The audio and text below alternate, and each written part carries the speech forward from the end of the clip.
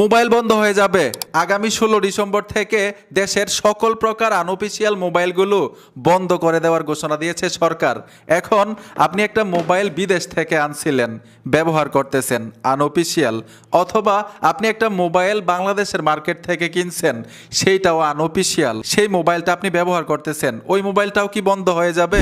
আপনাকে কেউ গিফট করেছে একটা মোবাইল, সেই মোবাইলটাও আনঅফিসিয়াল, ওই মোবাইলটাও কি বন্ধ হয়ে যাবে? এই প্রশ্নগুলো কিন্তু আমাদের ঘুরপাক খাচ্ছে। আজকের ভিডিওটা ভাই কন্টিনিউ করুন। আনঅফিসিয়াল ফোনগুলো কিভাবে বৈধতা করবেন, কিভাবে অফিসিয়াল করবেন, এইটাও জানতে পারবেন।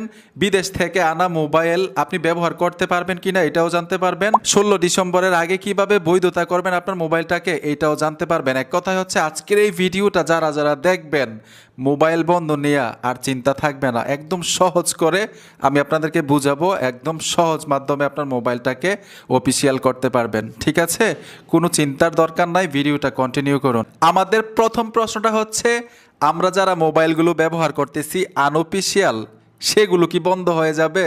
এত টাকার মোবাইল ভাই যদি বন্ধ হয়ে যায় কি করব মোবাইল দিয়ে, ঠিক না? এই প্রশ্নের উত্তরটা আগে দেই। আপনার মোবাইলটাকে কিভাবে অফিসিয়াল করবেন তারপরে আমি বিস্তারিত বলবো, এইটা আগে বলি। এটার জন্য অনেকেই টেনশন করতেছেন, ঠিক আছে? সঠিকটা হচ্ছে এই, আপনাদেরকে সহজে বোঝাচ্ছি। বর্তমানে যারা আনঅফিসিয়াল ফোন ব্যবহার করতেছেন তাদের ভবিষ্যৎ কি হবে? বর্তমানে যারা ব্যবহার করতেছেন, এখানে স্পষ্টভাবে লেখা আছে, বর্তমানে NEIR সিস্টেম চালু হওয়ার আগে যারা আনঅফিসিয়াল অবৈধ মোবাইল ফোন ব্যবহার করতেছেন তাদের হ্যান্ডসেটগুলোর ক্ষেত্রে সরকার ব্যবহারকারীদের কোনো ভোগান্তি না দিতে বিশেষ ব্যবস্থা নিয়েছে। বুঝছেন?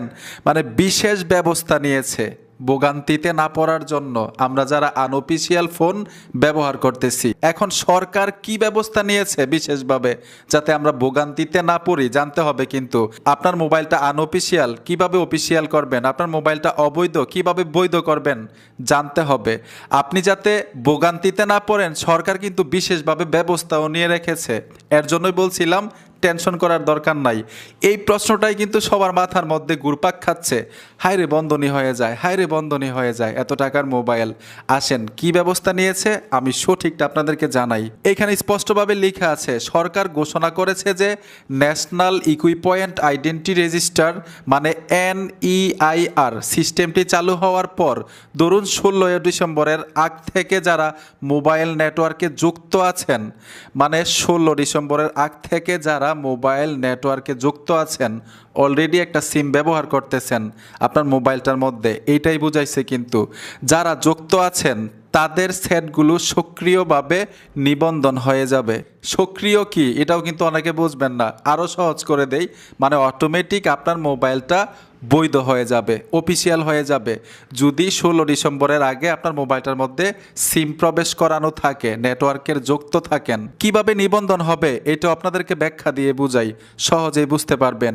এই নিবন্ধন করা হবে বায়োমেট্রিক সিমের মাধ্যমে, অর্থাৎ আপনার NID এবং আপনি বর্তমানে যেই মোবাইলটি ব্যবহার করেছেন তার IMEI নাম্বারের তথ্যের ভিত্তিতে। এর অর্থ হলো আপনি যে ফোনটি এখন ব্যবহার করছেন সেটি অবৈধ পথে আনা হলেও তা বন্ধ হবে না এবং ব্যবহার করতে পারবেন।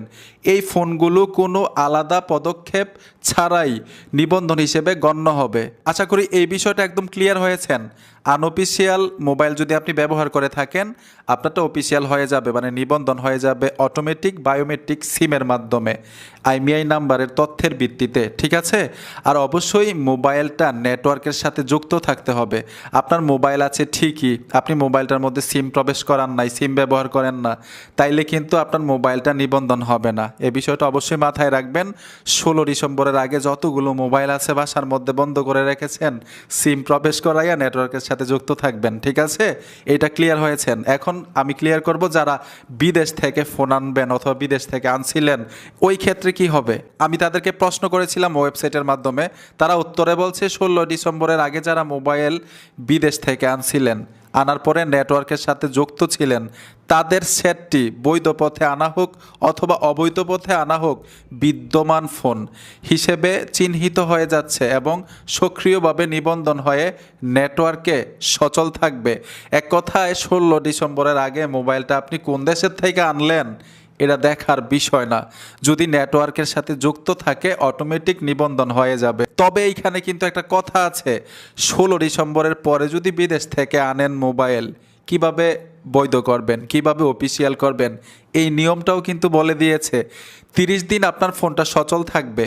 মানে ধরুন 16 ডিসেম্বরের পরে আপনি একটা মোবাইল বিদেশ থেকে আনলেন বাংলাদেশে, 30 দিন পর্যন্ত সচল থাকবে, 30 দিন পরে বন্ধ হয়ে যাবে। 30 দিন সুযোগ দিবে আপনাকে এই মোবাইলটাকে অফিসিয়াল করার জন্য, বৈধতা করার জন্য। এখন কি কি ডকুমেন্ট আপনার লাগবে বিদেশি মোবাইল বাংলাদেশে অফিসিয়াল করার জন্য, ডকুমেন্টগুলো আপনাদেরকে বলে দিচ্ছি। বিদেশ থেকে আনা মোবাইলের নিবন্ধনের জন্য ডকুমেন্ট, মানে মোবাইলটা কিভাবে অফিসিয়াল করবেন, কি কি কাগজপত্র আপনার লাগবে। আপনার ব্যক্তিগত তথ্য যেমন নাম, ছবি, জন্ম তারিখ ইত্যাদি। যে পাতায় বাংলাদেশে আগমনের ইমিগ্রেশন সিল দেওয়া আছে সে পাতার স্ক্যান বা ছবি। আপনি যে দোকান বা প্রতিষ্ঠান থেকে ফোনটি কিনেছেন তার আসল রসিদ বা বিলের কপি।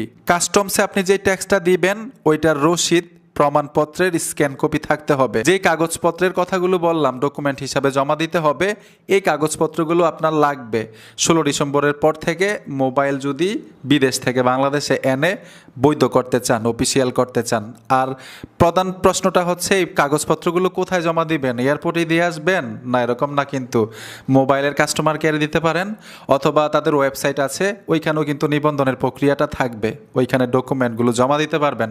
কিভাবে নিবন্ধন করবেন নেক্সট ভিডিওতে দেখাবো, যে বিদেশি মোবাইল কিভাবে নিবন্ধন করবেন। আর এই ভিডিওটাও আমি দিব কিভাবে নিবন্ধন করবেন বিদেশি মোবাইলগুলো বাংলাদেশে, কিভাবে বৈধ করবেন, অফিসিয়াল করবেন। নেক্সট ভিডিওতে দেখাবো ইনশাল্লাহ, সাথেই থাকবেন। আর এই ভিডিওটা দেখে কার কার উপকার হয়েছে কমেন্ট বক্সে জানাবেন, আর কি জানতে চান এই মোবাইল সম্পর্কে এটাও লিখবেন। আমি ইনশাল্লাহ নেক্সট ভিডিওতে সব ক্লিয়ার করব। ভালো থাকবেন সেই পর্যন্ত।